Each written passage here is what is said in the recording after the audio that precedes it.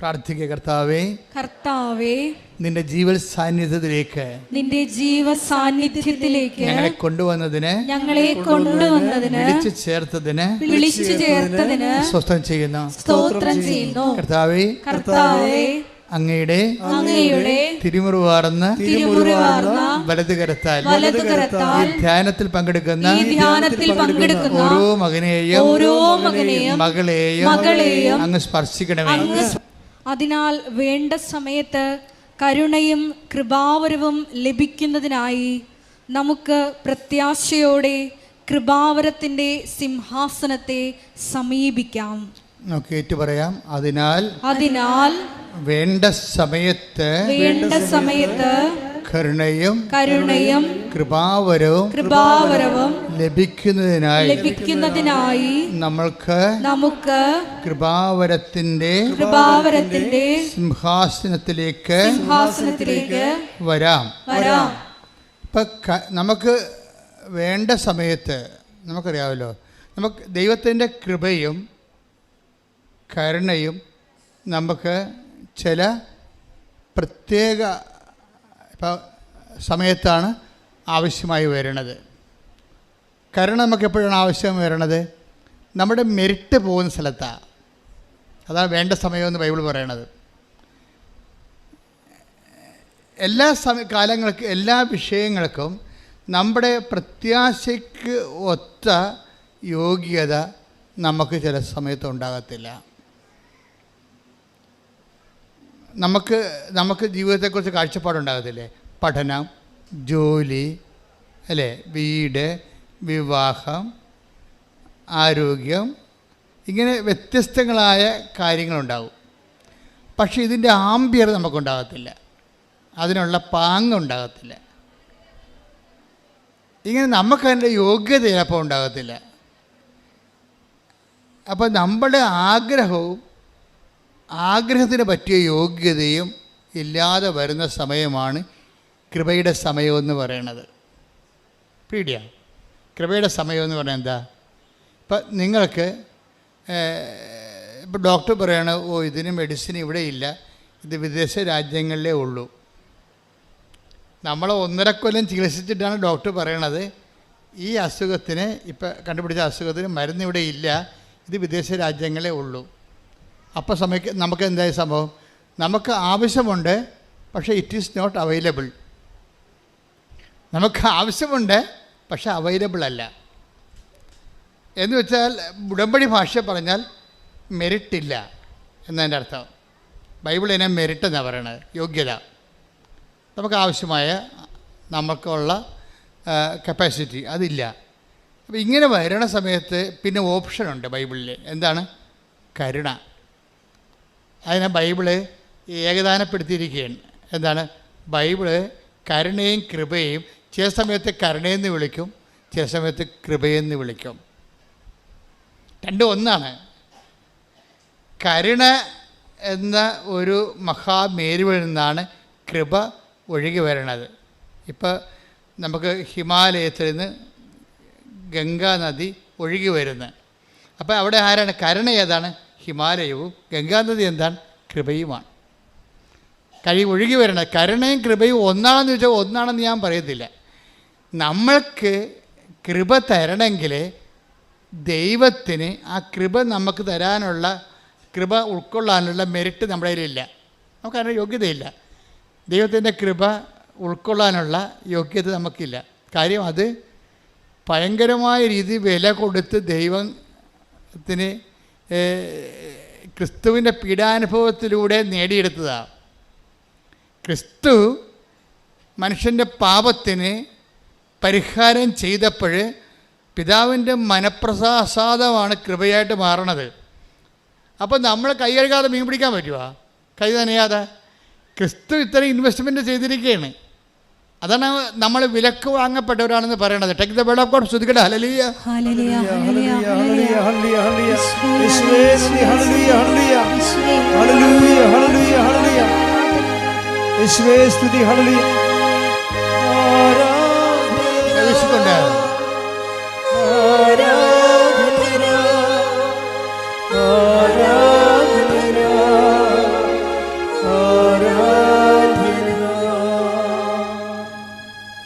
കൊറിന്തോസ് 7:23. 1 കൊറിന്തോസ് 7:23. നിങ്ങൾ വിലയ്ക്ക് വാങ്ങപ്പെട്ടവരാണ്. Price the Lord. ഒന്ന് പറഞ്ഞ്, നിങ്ങൾ വിലക്ക് വാങ്ങപ്പെട്ടവരാണ്. ആരാ വിലക്ക് വാങ്ങിയത്? ക്രിസ്തു. അവിടുത്തെ വിശുദ്ധമായ പീഡാനുഭവസഹനത്താലും കുരിശുമരണത്താലും തിരുമരണത്താലും പാപത്തിന് പരിഹാരം ചെയ്തപ്പോഴാണ് നമ്മൾ ക്രിസ്തുവിനാൽ വിലക്ക് വാങ്ങപ്പെട്ടവരായി. ക്രിസ്തു എന്താണ് നേടിയെടുത്തത്? നഷ്ടപ്പെട്ടു പോയ വരപ്രസാദത്തെ നേടിയെടുത്തു. നഷ്ടപ്പെട്ടു പോയ വരപ്രസാദം, ഈ മനുഷ്യരാശിക്ക് പാപത്തിലൂടെ നഷ്ടപ്പെട്ടു പോയ വരപ്രസാദത്തെ സ്വന്തം പീഡാസഹനത്തിലൂടെയും കുരിശുമരണത്തിലൂടെയും പിതാവിനെ പ്രസാദിപ്പിച്ചുകൊണ്ട് ക്രിസ്തു നേടിയെടുത്തപ്പോഴാണ് ക്രിസ്തു ഹെബ്രായർ 4:16 പറയുന്ന കൃപയുടെ സിംഹാസനമായി മാറുന്നത്. പ്രൊട്ടസ്റ്റൻ്റ് ബൈബിളിലെല്ലാം കൃപാസനം തന്നെ കിടക്കുന്നത്. കാത്തലിക് ബൈബിളിലാണ് കൃപയുടെ ഇരിപ്പിടമെന്ന് പറയണത്. അത് കൃപാസനമാണ്. ക്രിസ്തു തന്നെയാണ്. കൃപാസനം എന്ന് പറയുന്നത് എന്താണ്? ക്രിസ്തു തന്നെയാണ്. അതായത് take the word of God, ഹെബ്രായർ 4:16. അതിനാൽ വേണ്ട സമയത്ത് കരുണയും കൃപാവരവും ലഭിക്കുന്നതിനായി നമുക്ക് പ്രത്യാശയോടെ കൃപാവരത്തിന്റെ സിംഹാസനത്തെ സമീപിക്കാം. അപ്പൊ കൃപാവരത്തിന്റെ സിംഹാസനമാകുന്ന ക്രിസ്തുവിനെയാണ് സമീപിക്കേണ്ടത്. എപ്പോഴാണ്? വേണ്ട സമയത്ത്. അതേതാണ്? നമ്മൾക്ക് മെറിറ്റ് നഷ്ടപ്പെടുമ്പോൾ, നിത്യരക്ഷക്കായാലും അനുദിന ജീവിതത്തിനായാലും നമുക്ക് അതിൻ്റെ യോഗ്യതയില്ലാത്ത സമയത്ത് നമുക്ക് വരാൻ പറ്റിയ ഒരിടം എന്താണ്? ക്രിസ്തുവാണ്.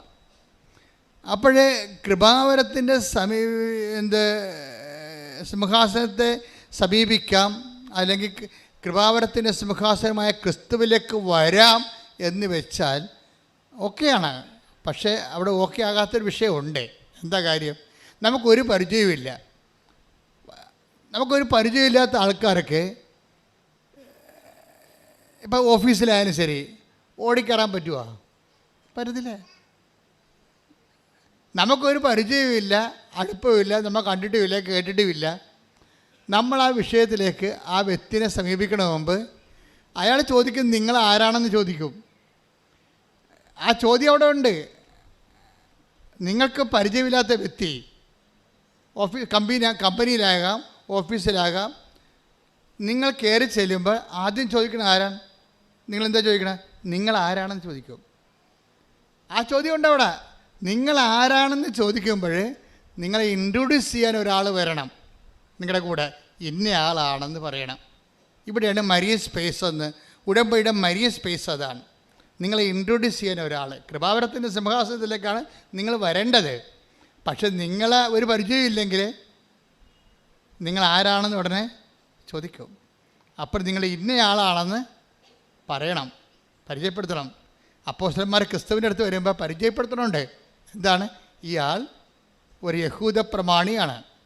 ഇയാൾ നമ്മുടെ ജനങ്ങളെ ശതാധിപനോട് പറയുന്ന take the word of God. ശ്രുതിക്കട്ടെ ഹല്ലേലൂയ. ലൂക്കാ 7:4-5. ലൂക്കാ 7:4-5. അവർ യേശുവിന്റെ അടുത്ത് വന്ന് കേണപേക്ഷിച്ചു പറഞ്ഞു. അവർ യേശുവിന്റെ അടുത്ത് വന്ന് കേണപേക്ഷിച്ചു പറഞ്ഞു. യേശു ഒരു ജൂസ് ട്രൈബിലുള്ള ആളാണ്. ഈ വന്നിരിക്കുന്ന കക്ഷികളും അങ്ങേരുടെ തന്നെ രക്തത്തിലുള്ള ആളാണ്. പക്ഷെ അവിടെയും എന്നിട്ടും പോലും എന്ത് ചെയ്യണം? കേണപേക്ഷിക്കേണ്ടി വരുന്നുണ്ട്. യേശുവിൻ്റെ അതേ റാങ്കിലുള്ള, അതേ സമുദായത്തിലും അതേ രക്തത്തിലുമുള്ള ആൾക്കാരാണ് കൂടെ ഉള്ളത്. അയാളാണ് ഈ റോമൻ ശതാബ്ദത്തിന് വേണ്ടി മാധ്യസ്ഥം വഹിക്കാൻ വരുന്നത്. എന്നിട്ട് അവർക്ക് പോലും എന്താ ചെയ്യണത്? കേണപേക്ഷിച്ചുകൊണ്ട് പറഞ്ഞു. അല്ല, നേരെ നിന്ന് പറയാൻ പറ്റത്തില്ല. മനുഷ്യന് ബേസിക്കായിട്ട് യോഗ്യതയില്ലെന്ന് എൻ്റെ അർത്ഥം. നമുക്ക് മെറിറ്റില്ല. ഈ മെറിറ്റ്, യേശുവിനെ സമീപിക്കാനുള്ള ഈ മെറിറ്റ് കുറവാണ് പലപ്പോഴും എന്ത് പറ്റണത്? ഒരു മരിയൻ സാന്നിധ്യത്തിൻ്റെ സ്പേസ്. കാര്യം നമ്മളെ യേശുവിനെ പരിചയമില്ലെങ്കിലും യേശു കുരിശിൽ വെച്ച് നമ്മളെ അമ്മയ്ക്ക് മക്കളാക്കിയിട്ടുണ്ട്. This is our right. ഇതിൻ്റെ ലോജിക്ക് ഇതാണ്. Take the word of God. ഇതാ നിന്റെ അമ്മ. ശ്രദ്ധിക്കട്ടെ. ഹല്ലേലൂയ. ഹല്ലേലൂയ ഹല്ലേലൂയ ഹല്ലേലൂയ ഹല്ലേലൂയ. യേശുവേ നന്ദി. ഹല്ലേലൂയ ഹല്ലേലൂയ ഹല്ലേലൂയ. യേശുവേ ആരാധന. യോഹന്നാൻ 19:26-27. യോഹന്നാൻ 19:26-27. യേശു തൻ്റെ അമ്മയും താൻ സ്നേഹിച്ച ശിഷ്യനും അടുത്ത് നിൽക്കുന്നത് കണ്ട് അമ്മയോട് പറഞ്ഞു, സ്ത്രീയെ, ഇതാ നിന്റെ മകൻ. അനന്തരം അവൻ ആ ശിഷ്യനോട് പറഞ്ഞു, ഇതാ നിന്റെ അമ്മ. അപ്പോൾ മുതൽ ആ ശിഷ്യൻ അവളെ സ്വന്തം ഭവനത്തിൽ സ്വീകരിച്ചു. അപ്പം അമ്മ നമ്മൾ എന്താ ചെയ്യണത്? അമ്മയെ സ്വന്തം ഭവനത്തിൽ സ്വീകരിക്കാൻ ഈശോ നിർദ്ദേശിച്ച പ്രകാരം വിശ്വാസികൾ അമ്മ മാതാവിനെ സ്വന്തം അമ്മയായിട്ട് നമ്മൾ സ്വീകരിക്കുന്നു. അമ്മ നമ്മളെ മക്കളായിട്ട് സ്വീകരിക്കുന്നു. ഈ വേണ്ട സമയത്ത് നിങ്ങളുടെ കൃപയുടെ സിംഹാസനത്തെ സമീപിക്കാൻ പറയുമ്പോഴേ ഈ അമ്മയാണ് നമ്മളെ മരിയൻ ഉടമ്പടി കൂട്ടിക്കൊണ്ട് വരുന്നത്. അതിൻ്റെ ഗ്രൗണ്ട് എന്താണ്? ഇത് നമ്മുടെ തന്നെ സഹോദരനാണ്, സഹോദരിയാണ്, എൻ്റെ തന്നെ മക്കളാണ്. നീ കുരിശിൽ വെച്ച് നിൻ്റെ രക്തം ചിന്തി പറഞ്ഞ വാക്കാണിത്. എന്താണ്? നിൻ്റെ രക്തം കൊണ്ട് നീ ഒപ്പിട്ട ഒരു പ്രമാണമാണിത്. എന്താണ്? അതിലൂടെ നമ്മളെ ക്രിസ്തു നേടിയെടുത്ത എല്ലാ അനുഗ്രഹങ്ങൾക്കും നമ്മളും അവകാശികളായിക്കൊണ്ടാണ് ഈശോ നമുക്ക് അമ്മയെ, അവിടുത്തെ അമ്മയെ നമ്മുടെ സ്വന്തം അമ്മയായിട്ട് തന്നിട്ട് നമ്മൾക്ക് ക്രിസ്തു നേടിയെടുത്ത എല്ലാ കൃപകളുടെയും അവകാശികളാക്കി. ക്രിസ്തുവിൻ്റെ അടുത്ത് നമ്മളെ കൊണ്ടുവന്നിട്ട് അമ്മ നമ്മളോട് ക്രിസ്തുവിനോട് ആവശ്യപ്പെടുന്ന പോലെ തന്നെ, നമ്മളെ ഈ സമയത്ത് സഹായിക്കണമെന്ന് ക്രിസ്തുവിനോട് ആവശ്യപ്പെടുന്ന പോലെ തന്നെ അമ്മ നമ്മളോടൊരു കാര്യം ആവശ്യപ്പെടും. എന്താണ് കാര്യം? അവൻ പറയണ പോലെ ജീവിക്കണം. എന്താണ് സംഭവം? ഇതാ വിഷയം. അവൻ ഒത്തിരിയേറെ രക്തം ചീന്തി നേടിയെടുത്തതാണ് നിൻ്റെ കൃപകളല്ല, നീ ആഗ്രഹിക്കുന്ന അനുഭവിക്കുന്ന എല്ലാ അവകാശങ്ങളും. അതുകൊണ്ട് നീ അനുഭവിക്കാൻ പോകുന്ന മുഴുവൻ അവകാശങ്ങളെ അവൻ തൻ്റെ രക്തത്താൽ നേടിയെടുത്തതാണ്. അപ്പോൾ നിൻ്റെ നോട്ട് ബൈ മെറിറ്റായിട്ട് നിനക്കത് വേണമെന്നുണ്ടെങ്കിൽ ഒരു കണ്ടീഷനുണ്ട്. എന്താണ്? അവൻ പറയണ പോലെ നിങ്ങൾ ജീവിക്കണം. അതാണ് മരിയൻ ഉടമ്പടി. കൈയടിച്ച് കർത്താസുരലി. നമ്മളെ നോട്ട് ബൈ മെറിറ്റിൽ നമ്മുടെ യോഗ്യതയാലല്ലാതെ അവൻ്റെ കൃപയാൽ അവൻ്റെ അനുഗ്രഹങ്ങൾ നമ്മൾ വേണ്ട സമയത്ത് പ്രാപിക്കാൻ അവൻ പറയണ പോലെ ചെയ്യുമ്പോൾ അതിൽ ഒന്നാമത്തെ കാര്യം എന്താ അവൻ പറയണത്? അവൻ പറഞ്ഞ ഒന്നാമത്തെ കാര്യം എന്താണ്? അനുദപിക്കുക, സുവിശേഷത്തിൽ വിശ്വസിക്കുക. മർക്കോസ് 1:15. ശ്രദ്ധിക്കട്ടെ. ഹല്ലേലൂയ ഹല്ലേലൂയ ഹല്ലേലൂയ ഹല്ലേലൂയ. യേശുവേ നന്ദി. ഹല്ലേലൂയ ഹല്ലേലൂയ. മർക്കോസ് 1:15. അവൻ പറഞ്ഞു, സമയം പൂർത്തിയായി, ദൈവരാജ്യം സമീപിച്ചിരിക്കുന്നു, അനുദപിച്ച് സുവിശേഷത്തിൽ വിശ്വസിക്കുവിൻ. എപ്പോഴും നമ്മളുടെ സമയമില്ലേ, അത് നമ്മളുടെ യോഗ്യത അയോഗ്യതയുമായി ബന്ധപ്പെട്ടായിരിക്കണം. നമുക്കൊരു വിഷയമുണ്ടായാൽ അപ്പോൾ സമയം പൂർത്തിയാകും. ബൈബിളിൻ്റെ ഒരു ഇക്കണോമി അതാണ്. നമുക്കൊരു വിഷയമുണ്ടായി, നോട്ട് ബൈ മെറിറ്റിലൊരു വിഷയമുണ്ടായി എന്നുവെച്ചാൽ നമ്മുടെ യോഗ്യതയാൽ നേടിയെടുക്കാൻ പറ്റാത്ത അവസ്ഥ വന്നു. ചിലപ്പോൾ നിൻ്റെ ക്യാൻസർ ഫോർസ് ആകാം. അപ്പോൾ നിനക്കറിയാം വൈദ്യശാസ്ത്രവും തൽക്കാലത്തേക്ക് നമ്മളെ കൈയൊഴിയാണ്. അതേസമയം തന്നെ ഇപ്പോൾ കഴിഞ്ഞ ദിവസം ഒരു സാക്ഷ്യം ഉണ്ടായി. ഒരു ഭർത്താവും ഭാര്യയും കൂടിയായി. ഞാനാ സാക്ഷ്യം കണ്ടി ഞെട്ടിപ്പോയി. ഇപ്പോൾ പെട്ടെന്നിങ്ങനെ ഓർത്തുകൊണ്ട് പറയുകയാണ്, അയാളുടെ പ്രശ്നം മഞ്ഞപ്പിത്തം വന്ന് കരൾ മൊത്തം ഡാമേജായി, മൊത്തം പോയി. വയറൊക്കെ ഇങ്ങനെ വന്ന് വീർത്ത്, കരൾ ലീക്കായി, വയറ് വന്ന് വീർത്ത് കുടം പോലെയായി. അപ്പോൾ ഉടനെ 1.5 കൊല്ലമായിട്ട് ചികിത്സയിലാണേ. അവസാനം വന്ന് കരൾ വീർത്ത് കുടം പോലെയായി 1.5 ലിറ്റർ വെള്ളം വെച്ച് ഇങ്ങനെ ഓരോ മണിക്കൂറിനും ഓരോ ദിവസവും വയറ്റിൽ നിന്ന് കുത്തിയെടുക്കും. അതിന് ഡോക്ടർ കുത്തിയെടുക്കണതിൻ്റെ കാര്യം, ഡോക്ടർ ഇയാളെ കൊണ്ടുപോയി മരണ വാർഡിൽ കിടത്തും, എഴുതി മേടിച്ചു വെച്ചു. ഫയലിനിടയ്ക്ക് നിന്ന് എഴുതി മേടിക്കും. വീട്ടിൽ ഡെഡ് ബോഡി കൊണ്ടുപോകാനുള്ള ആംബുലൻസ് പിടിച്ചിടും. എന്നിട്ട് മരണ വാർഡിലേക്ക് കൊണ്ടുപോകുമ്പോൾ ഡോക്ടർ അവസാനം പറയണത്, ആ ഭാര്യയോട് പറയണത് ഒരു കന്നാസ് വാങ്ങിച്ചുകൊണ്ട് വരാനാണ് പറയണത്. അപ്പോൾ ഭാര്യ പോയി കന്യാസ് വാങ്ങിക്കാൻ പോകും. കന്യാസ് വാങ്ങിക്കണത് എന്തിനാണ്? കുറച്ചുകൂടി വെള്ളം കുത്തിയെടുത്താൽ. അപ്പം അതൊക്കെ മുമ്പ് ഭാര്യയോട് കാര്യം ചെയ്യും. ഇയാളെ മരണവാർഡിലേക്ക് മാറ്റുമ്പോൾ വന്ന് ഉടമ്പടി ചെയ്തിട്ട് ഉടമ്പടി തൈലം കൊണ്ടുപോയി ഇയാളുടെ വീർത്ത വയറിൽ ഇങ്ങനെ കുരിശ് വരക്കും. ഇതാണ് നോട്ട് ബൈ മെറിറ്റ് എന്ന് പറയണത്. ഇവിടെ ഡോക്ടറിനൊന്നും ചെയ്യാൻ പറ്റണില്ല. ഡോക്ടറിന് മാക്സിമം ചെയ്യാൻ പറ്റണത് ആശുപത്രി ആംബുലൻസ് ഒക്കെ ആക്കുക, ഭാര്യയോട് ഒപ്പിട്ട് വാങ്ങിക്കുക, മരണ വാർഡിലേക്ക് ഇയാളെ മാറ്റുകയാണ്. എന്നിട്ട് മാക്സിമം ചെയ്യാൻ പറ്റുന്നത് അയാളുടെ ഭാര്യയെ തന്നെ അയാളുടെ വയറ് കുത്തി വെള്ളം എടുക്കാനുള്ള കന്നാസ് വാങ്ങിക്കാൻ അയാളുടെ ഭാര്യയെ തന്നെ പറഞ്ഞു വിടുകയാണ്. നമ്മുടെ ജീവിതത്തിൻ്റെ വലിയ ഭീതിപ്പെടുത്തുന്ന മുഖങ്ങളെ നമ്മൾ അടുത്ത് കാണുമ്പോൾ മാത്രമേ ഉടമ്പടി എന്താണെന്ന് മനസ്സിലാകത്തുള്ളൂ. ഇവിടെ മെറിറ്റില്ല, ഡോക്ടറിന് മെറിറ്റില്ല, ആ രോഗിക്കും മെറിറ്റില്ല, ഒന്നിനും മെറിറ്റില്ല. ആകപ്പാടെ നിൽക്കണത് എന്താണ്? ഈ ഉടമ്പടി ചെയ്തിട്ട് ആ തൈലം കൊണ്ടുവന്ന് ഈ വൈഫ് അങ്ങേരുടെ വയറേൽ കുരിശ് വരക്കും, മാതാവിനെ ഏൽപ്പിക്കും ആളാണ്. ആ സമയത്താണ് ഡോക്ടറിന് ഇത് അറിയത്തില്ലല്ലോ. ഡോക്ടർ പോയി ഇപ്പോൾ ഈ മരണവാർഡിൽ അഡ്മിറ്റ് ചെയ്തിരിക്കുന്ന ആളെ അവിടെ നിന്ന് നേരെ ആംബുലൻസ് കയറ്റുകയാണ്. അയാളുടെ ആശ്വാസത്തോടെ മരിക്കട്ടെന്ന് വിചാരിച്ചുകൊണ്ട് ഈ മനുഷ്യൻ്റെ വയറ്റിൽ നിന്ന് വെള്ളം കുത്തിയെടുക്കാൻ വേണ്ടിയാണ് വൈഫിൻ്റെ അടുത്ത് കന്യാസം കൊടുത്ത് വിടണത്, കന്യാസ് വാങ്ങിക്കാൻ വിടണത്. വൈഫ് കന്യാസം കൊണ്ട് വന്നിട്ട് ഡോക്ടർ വയറിൽ നിന്ന് വെള്ളം കുത്തിയെടുക്കും. വെള്ളം കുത്തിയെടുക്കുമ്പോൾ വെള്ളത്തിന് പകരം ബ്ലഡാണ് കയറി വരണത്. ഡോക്ടർ പറഞ്ഞ് വെള്ളമില്ലേ? വെള്ളത്തിന് പകരം വെള്ളമില്ല.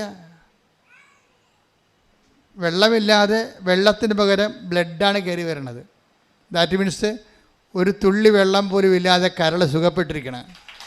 ഹല്ലേലൂയ, ഹല്ലേലൂയ, ഹല്ലേലൂയ. യേശുവേ നന്ദി, യേശുവേ ആരാധന. ഈ കഴിഞ്ഞ ആഴ്ചത്തെ സാക്ഷ്യമാണ് നിങ്ങൾ കണ്ടു കാണും. ആ സാക്ഷ്യം കണ്ടവർ കൈപ്പൊക്കിക്കേ. That's okay, thank U.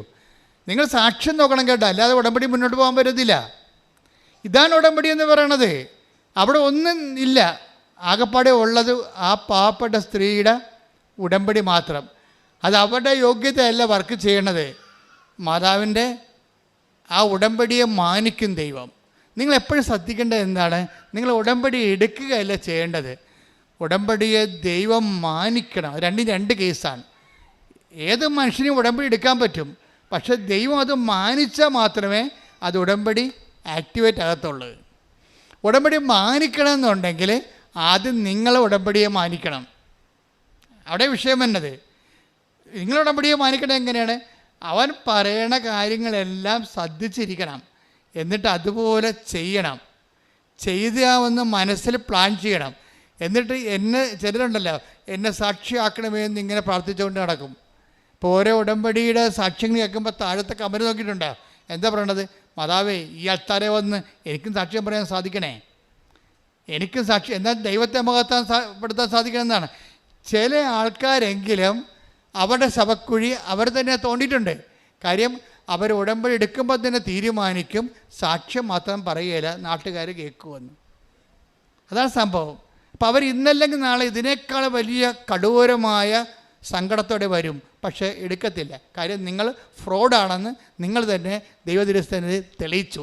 കാര്യം ദൈവത്തെക്കാൾ ഒരു ദൈവമായിട്ട് മറ്റുള്ളവരുടെ മുമ്പ് ദൈവത്തിനെ നിങ്ങൾ എളിമപ്പെട്ടുകൊണ്ട് ദൈവത്തിന് ഏറ്റുപറയാൻ കഴിഞ്ഞില്ല. ദൈവത്തിന് ഏറ്റുപറയാൻ കഴിയാത്ത ആൾക്കാരെ ആ പത്രം കൊടുത്തിരിക്കുന്നതും ആ വിധത്തിലാണ്, രോഗികളെ ശുശ്രൂഷിക്കാൻ പോയിരിക്കുന്നതും ആ വിധത്തിലാണ്. നിങ്ങളുടെ അഭിമാനത്തിൽ മണ്ണ് പറ്റാത്ത രീതിയിലായിരിക്കും നിങ്ങൾ ഉഡായിപ്പ് കാണിച്ചായിരിക്കും പരിശുദ്ധ പ്രവർത്തനം ചെയ്തിരിക്കുന്നത്. അതുകൊണ്ട് ഉടമ്പടി എടുക്കുന്നവർ സത്യസന്ധരായിരിക്കണമെന്നാണ് എനിക്ക് പറയാനുള്ളത്. ശ്രദ്ധിക്കട്ടെ. ഹല്ലേലൂയ, ഹല്ലേലൂയ, ഹല്ലേലൂയ, ഹല്ലേലൂയ. ഉടമ്പടി നിബന്ധനകൾ വിശുദ്ധാപൂർവം പാലിച്ചുകൊണ്ട് അവസ്ഥ എന്ന് വെച്ച് കഴിഞ്ഞാൽ ഇവിടെയാണ് നമുക്ക് മെറിറ്റില്ല, യോഗ്യതയില്ല. എല്ലാവരും ഇങ്ങനെ നമ്മളെ കൈവിട്ടിരിക്കുന്നു. നമ്മൾ ആ ഭാര്യയും ഭർത്താവിൻ്റെ ജഡം പോലെ ശവം പോലെ ഇരിക്കുന്ന ശരീരവും മാത്രം ബാക്കി. ഈ ഒരു അവസ്ഥയിൽ നമ്മൾ ചെല്ലുമ്പോഴും ദൈവം നമ്മളെ കൈവിടത്തില്ല. അതാണ് ഉടമ്പടിയുടെ പിടുത്തം എന്ന് പറയുന്നത്. ഉടമ്പടി ഒരു പൂട്ടാണ്. എന്താണ്? ദൈവത്തെയും നമ്മളെയും കൂടി കൂട്ടിച്ചേർക്കുന്ന ഒരു വലിയ ബന്ധമാണ്. അത് ആരാ പൂട്ടിയിരിക്കണത്? ആ ബന്ധം കൈവിടിപ്പിച്ചിരിക്കുന്ന ആരാണ്? അമ്മയാണ്. അമ്മയെന്ന് പറയണത് കുരിശിൻ്റെ ചുവട്ടിൽ വരെ നിന്നുകൊണ്ട് അവൻ പറയണത് പോലെ ചെയ്ത ആളാണ്. മരിയൻ എന്ന് പറയുന്നത് ഒരു ഉടമ്പടിയുടെ ആളായ്മയാണ്. അമ്മ ആരാണെന്ന് ചോദിച്ചു കഴിഞ്ഞാൽ ആരാണ്? കുരിശിൻ്റെ ചുവട്ടിൽ വരെ നിന്നുകൊണ്ട് പിതാവായ ദൈവം പറഞ്ഞത് അതുപോലെ നിറവേറ്റിയ ഉടമ്പടിയുടെ ആളായ്മയാണ് ഉടമ്പടി മാതാവ്. ഇത് ക്വീൻ ഓഫ് ദി കവനൻ്റാണ് അവരെ. അതാണ് വാഗ്ദാന പേടകമെന്ന് പറയണത്. നമ്മൾ ഇതിൻ്റെ ആധ്യാത്മികത എന്ന് പറയണത് നമ്മുടെ അനുദിന ജീവിതവുമായിട്ടും നമ്മുടെ ക്രൈസിസ് ടൈമായിട്ട് കണക്റ്റഡാണ്. അതാണ് വേണ്ട സമയം എന്ന് പറയണത്. വേണ്ട സമയത്ത് പിന്നെ ഉടമ്പടി ലക്ഷ്യം വെക്കുന്നത് പാപത്തെ അല്ല. പഴയ നിയമത്തിലെ ഉടമ്പടിയൊക്കെ എപ്പോഴും ലക്ഷ്യം വെക്കുന്നത് പാപത്തെയാണ്. നമുക്കറിയാമല്ലോ, പഴയ ഉടമ്പടി 3 തരമുണ്ട്. പഴയ നിയമകാല ഉടമ്പടിയുണ്ട്, മൊസൈക്ക് ഉടമ്പടി, മൊസൈക്ക് കവനൻ്റ്. പിന്നെ പുതിയ കാല ഉടമ്പടി, ക്രിസ്തുവിൻ്റെ പീഡാസഹനത്തിലൂടെ ഉള്ള വീണ്ടെടുപ്പും കർത്താവ് സ്ഥാപിച്ച പുതിയ ന്യൂ കവനൻറ്റും. അത് നിത്യതയുമായിട്ട് ബന്ധപ്പെട്ടതാണ്. പിതാക്കന്മാർ മരുഭൂമി വെച്ച് മന്ന ഭക്ഷിച്ചു, അതുപോലെ ഈ അപ്പം ഭക്ഷിച്ച് ജീവിക്കുന്നതിന് വേണ്ടി ക്രിസ്തുവിൻ്റെ ശരീരം തന്നെ നമുക്ക് ഭക്ഷിച്ച് വിധിച്ച് നൽകുന്ന കൃപാന എന്ന ഉടമ്പടി, അത് നിത്യജീവന് വേണ്ടിയുള്ളതാണ്. അപ്പം നിത്യജീവന് വേണ്ടിയാണ്. നമുക്ക് കയ്യിലത്തെ സഭാസാരം കേണ്ടായി പോകാനല്ലേ യേശു ക്രിസ്തു ക്രൂശിക്കപ്പെട്ടത്. നമുക്ക് നഷ്ടപ്പെട്ട പ്രസാദവരം വീണ്ടെടുത്തിട്ട് ദൈവത്തിൻ്റെ കൂടെ നിത്യതയിൽ വരപ്രസാദത്തെ മഹത്വപൂർണ്ണമായി കഴിയാൻ വേണ്ടിയാണ് ക്രിസ്തു ക്രൂശിക്കപ്പെട്ടത്. പക്ഷേ അനുദിന ജീവിതത്തിൻ്റെ അവസ്ഥ എന്താണ്? അനുദിന ജീവിതത്തിന് വേണ്ടിയാണ് അമ്മയുടെ സാന്നിധ്യം വരണത്. എന്താണ്? വേണ്ട സമയം. വേണ്ട സമയം എന്താണ്? അവർക്ക് വീഞ്ഞില്ല എന്ന് പറയുന്ന ഒരു സമയം. അതാണ് കാനായിലെ കല്യാണം എന്ന് പറയണത്. അവർക്ക് വീഞ്ഞില്ല, അവന് ജോലിയില്ല, അവളുടെ ഭർത്താവ് മരിച്ചുപോയി, അവൾക്കും കുഞ്ഞുങ്ങൾക്കും വരുമാനമില്ല, അവൻ്റെ കുഞ്ഞിന് ഓട്ടിസമാണ്, അവൾക്ക് ജോലിക്ക് പോകാതെ ജീവിക്കാൻ പറ്റത്തില്ല. ഇങ്ങനെ ഇല്ല എന്ന് പറയാൻ വേണ്ടി ഒരാളെ ദൈവം നിശ്ചയിച്ചിരിക്കുകയാണ്. ദൈവമാണ് നിശ്ചയിച്ചിരിക്കണത്. ആ ദൈവം നിശ്ചയിച്ചത് കൊണ്ടാണ് സമയം ആയില്ല എന്ന് ഈശോയ്ക്ക് അറിയാമെങ്കിലും അമ്മയാണ് സമയം നിശ്ചയിക്കണത്. അമ്മ ഒരാളുടെ ആവശ്യം കൊണ്ട് വന്നാൽ അപ്പോഴാണ് സമയമാകണത്. സമയം ഭയങ്കര പ്രധാനപ്പെട്ട കാര്യമാണ്. ബൈബിളിലെ പ്രധാനപ്പെട്ട ഒരു ഏജൻ്റാണ്, ഒരു നോഷനാണ് ടൈമെന്ന് പറയണത്. ഇത് സമയം പൂർത്തിയായി അനുദപിക്കുക, സുവിശേഷത്തിൽ വിശ്വസിക്കുക. അതുതന്നെയാണ് അമ്മയും കൊണ്ട് വരുമ്പോഴും പറയും സമയം ആയിട്ടില്ല എന്ന് പറയണത്. അപ്പോൾ അമ്മ സമയം ആയതിൻ്റെ സൂചനയായിട്ടാണ് നമ്മുടെ ഇല്ലായ്മ യേശുവിൻ്റെ അടുത്ത് നമ്മുടെ ജീവിതത്തെ ഉയർത്തുകയും താഴ്ത്തുകയും ചെയ്യുന്ന കണ്ടൻ്റ് ടൈമാണ്.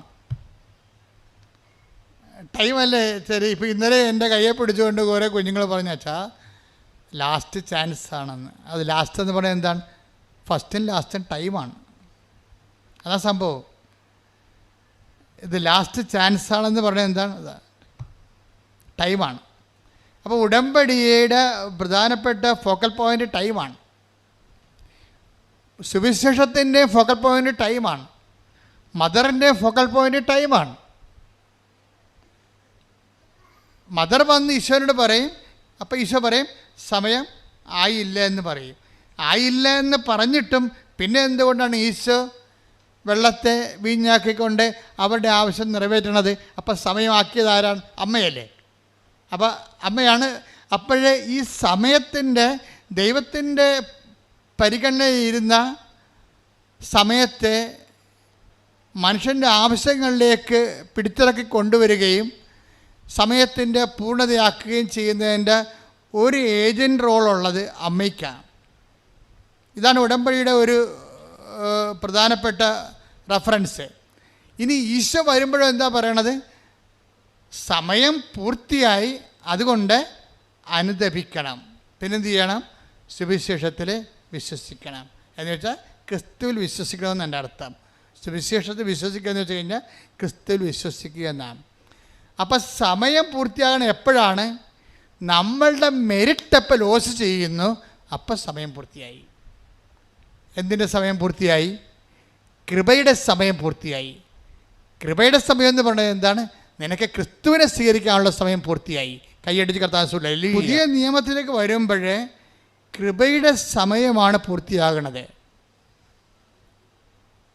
കൃപയുടെ സമയം പൂർത്തിയാക്കുന്നത് ആരാണ്? അതുകൊണ്ടാണ് നമ്മളെ കൃപ നിറഞ്ഞ മറിയമേ സ്വസ്തി, കർത്താവ് നിന്നോട് കൂടെ എന്ന് പറയുന്നത്. കൃപയുടെ സമയം പൂർത്തിയാക്കുന്നത് ആരാണ്? പരിശുദ്ധ അമ്മയാണ് ആ പൂർത്തിയാക്കുന്നത്. അപ്പം നമ്മളെപ്പോഴും ഫോക്കസ് ചെയ്യേണ്ടത് ഇപ്പം അനുദപിക്കുക, സുവിശേഷത്തിൽ വിശ്വസിക്കുക എന്ന് പറഞ്ഞാൽ ആ വിശ്വാസകാലം എന്ന് പറയുന്നത് അനുതാപത്തിൻ്റെ കാലമല്ല. It is goodbye. മനസ്സിലായില്ലേ? അത് കൃപയുടെ കാലമാണ്. ഇപ്പം യേശു മർക്കോസ് 1:15 എന്താണ്? അനുദപിക്കുക, സുവിശേഷത്തിൽ വിശ്വസിക്കുക. അനുദപിക്കുക, ക്രിസ്തുവിൽ വിശ്വസിക്കുക. ക്രിസ്തുവിൽ വിശ്വസിച്ച് കഴിഞ്ഞാൽ പിന്നെ അനുതാപത്തിൻ്റെ വിഷയമില്ല. പിന്നെ എന്താണ്? പിന്നെ കൃപ. നമ്മൾ പാപത്തെ ഫോക്കസ് ചെയ്യണില്ല.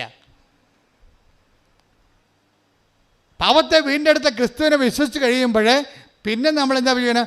പാപത്തേക്കാൾ ഉപരി നമ്മൾ എന്തിനെ ഫോക്കസ് ചെയ്യും? കൃപയെ ഫോക്കസ് ചെയ്യും. ഈ കൃപയുടെ സമയത്തിലാണ് നമ്മൾ വിശ്വാസ ജീവിതം നയിക്കണത്. കൈയടിച്ച് കർത്താവേ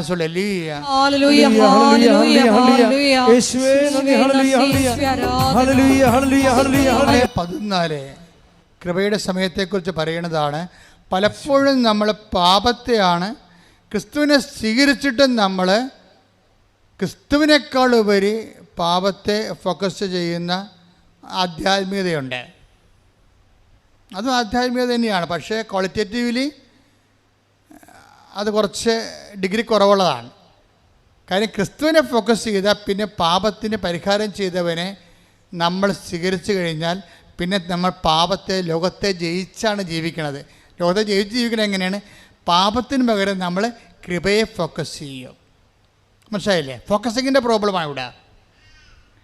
നമ്മൾ പാപത്തെ ഫോക്കസ് ചെയ്യുന്നതിന് പകരം ഉടമ്പടിയിലുള്ളവർ കൃപയെയാണ് ഫോക്കസ് ചെയ്യേണ്ടത്. റോമ 6:14 പാപം നിങ്ങളുടെ മേൽ ഭരണം നടത്തുകയില്ല, കാരണം നിങ്ങൾ നിയമത്തിന് കീഴിലല്ല, കൃപയ്ക്ക് കീഴിലാണ്. ഒന്നിന് പറഞ്ഞേ, ഏറ്റു പറഞ്ഞേ. പാപം നിങ്ങളുടെ മേൽ ഭരണം നടത്തുകയില്ല, കാരണം നിങ്ങൾ നിയമത്തിന് കീഴിലല്ല, കൃപയ്ക്ക് കീഴിലാണ്. പഴയ നിയമ ഉടമ്പടിയെല്ലാം നിയമത്തിന് കീഴിലാണ്, കൃപയ്ക്ക് കീഴിലല്ല. പഴയ നിയമ ഉടമ്പടിയുടെ ഒരു പോരായ്മ അതെല്ലാം നിയമത്തിന് കീഴിലാണ്, കൃപയ്ക്ക് കീഴിലല്ല. പുതിയ നിയമ ഉടമ്പടിയിൽ എന്താണ്? കൃപയ്ക്ക് കീഴിലാണ്. എന്താ കാര്യം? ക്രിസ്തു നേടിയെടുത്ത കൃപ ടാപ്പ് ചെയ്യാൻ പറ്റൂ. എങ്ങനെ പറ്റൂ? അതാണ് നമ്മുടെ ലക്ഷ്യം. എങ്ങനെ പാപം ഒഴിവാക്കി ജീവിക്കാൻ പറ്റുമെന്നല്ല. അതൊരു ഡൗൺ റെവഡായിട്ടുള്ള ഒരു അർത്ഥമാറ്റിക് ആയിട്ടുള്ള ഒരു ആധ്യാത്മികതയാണ്. ഒരു ജിയോമെട്രിക്കൽ ആധ്യാത്മികത വേണം. ക്ഷേത്രഗണിത പ്രകാരമുള്ള ഇപ്പോൾ ഒരു സൈക്കിള്, ഒരു വിമാനം, രണ്ടും ലക്ഷ്യത്തിലെത്താൻ പറ്റുമായിരിക്കും വേണമെങ്കിൽ. ഇപ്പം എൻ്റെ സഹോദരൻ, എൻ്റെ ഒരു സഹപ്രവർത്തകൻ, ഇപ്പോൾ അദ്ദേഹം സൈക്കിളിന് തിരുവനന്തപുരത്ത് നിന്ന് ഗോവ വരെ പോയി. 2 മാസം എടുത്തതേ ഉള്ളൂ. ഗോവയിൽ പോകണമെങ്കിൽ 2 മണിക്കൂർ മതി. നമ്മൾ പാപത്തെ ഫോക്കസ് ചെയ്താൽ സൈക്കിളിന് പോകണ പോലെ ഇരിക്കും. കൃപയെ ഫോക്കസ് ചെയ്താൽ നമ്മൾ എന്ത് പത്രം കൊടുത്താലും കൃപ വേണമെന്ന് പറയണം. രോഗിയെ പോയി കണ്ടാലും ക്രിസ്തു നീ എടുത്തത് കൃപയിൽ എന്നെ പങ്കാളിയാക്കണം. കൃപയെ ഫോക്കസ് ചെയ്താൽ വിമാനത്തിൽ പോണ പോലെ ഇരിക്കും. 2 മണിക്കൂർ കൊണ്ട് ടൈം ഷോട്ട് ചെയ്യണത് കൃപയാണ്. കൈയടിച്ച് ശ്രദ്ധിക്കട്ടെ. കഴിഞ്ഞ ദിവസങ്ങളിലെ അതാണ് കൃപ വരുമ്പോൾ ഉണ്ടാകുന്ന പ്രത്യേകത. കഴിഞ്ഞ ദിവസങ്ങളിലെ ഒരു സാക്ഷ്യം പറഞ്ഞ്, അതായത് ഷി വാസ് ടോട്ടലി എൻഗ്രേസ്ഡ്. കൃപ നിറഞ്ഞ ഒരു സിറ്റുവേഷനിൽ അവൾ സാക്ഷ്യം പറഞ്ഞപ്പോൾ പെട്ടെന്നൊരു വചനം പറഞ്ഞു. എന്താണ്? എന്നെ ശക്തനാക്കുന്നതിലൂടെ ബാക്കി പറ. എനിക്ക് എല്ലാം ചെയ്യാൻ വഴി. അത് കൃപയ്ക്കുള്ള ഗുണവതാണ്. കൃപ എന്ന് പറയുന്നത് ശക്തി തന്നെയാണ്. കൃപയ്ക്ക് ബൈബിൾ ഉപയോഗിക്കുന്ന ഒരു വാക്ക് ശക്തി എന്ന് കൂടിയാണ്. കരുണയെന്ന് ഉപയോഗിക്കും, ശക്തി എന്ന് ഉപയോഗിക്കും. ദൈവത്തിൻ്റെ കരുണ കൊണ്ടാണ് നമുക്ക് കൃപ ലഭിക്കുന്നത്. കൃപ ലഭിച്ചു കഴിഞ്ഞാൽ നമ്മൾ പവർഫുള്ളാവും. അതാണ് ഫിലിപ്പിയർ 4:13. Take the word of God. ശ്രദ്ധിക്കട്ടെ. ഹല്ലേലൂയ ഹല്ലേലൂയ ഹല്ലേലൂയ ഹല്ലേലൂയ ഹല്ലേലൂയ ഹല്ലേലൂയ. യേശുവേ നന്ദി. ഹല്ലേലൂയ ഹല്ലേലൂയ ഹല്ലേലൂയ ഹല്ലേലൂയ.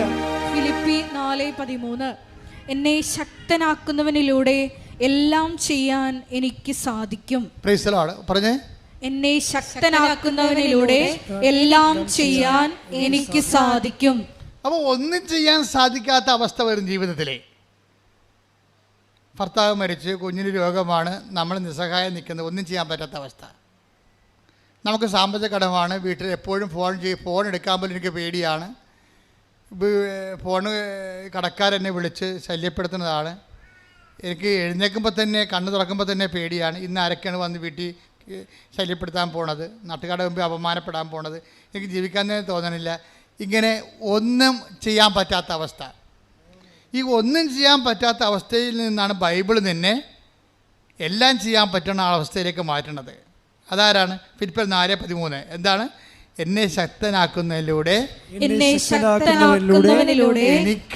എനിക്ക് എല്ലാം ചെയ്യാൻ പറ്റും. ഇത് പറഞ്ഞ ആളാരാണെന്ന് അറിയാമോ? ഒരു ദീപ്തിയാണ് പറഞ്ഞിരിക്കുന്നത്, ബാംഗ്ലൂരിൽ നിന്ന്. ഇന്നലത്തെ സാക്ഷിയാണ് ദീപ്തി. ബാംഗ്ലൂരിൻ്റെ ഇന്നലത്തെ സാക്ഷി ഇന്ന് അപ്പ് ചെയ്യുന്നുണ്ടത്. ദീപ്തിയുടെ പ്രശ്നം നിങ്ങൾ കേൾക്കണം. അതായത് ദീപ്തി ഒരു നല്ല ഓഫീസർ, ഗവൺമെൻറ് ഓഫീസറാണ്. എനിക്കുള്ളത് 50,000 രൂപയോ അല്ലെങ്കിൽ 75 രൂപ എങ്ങനെയൊക്കെ ശമ്പളമുണ്ട് നമ്മുടെ നാട്ടിൽ. അപ്പോൾ ഈ ഗവൺമെൻറ് ഓഫീസറിൻ്റെ പ്രശ്നം എന്താ? അല്ല, ഈ കമ്പനി സ്റ്റാഫിൻ്റെ പ്രശ്നം എന്താ? അവർ ഭർത്താവും ഭാര്യയും തമ്മിൽ യോജിക്കണില്ല.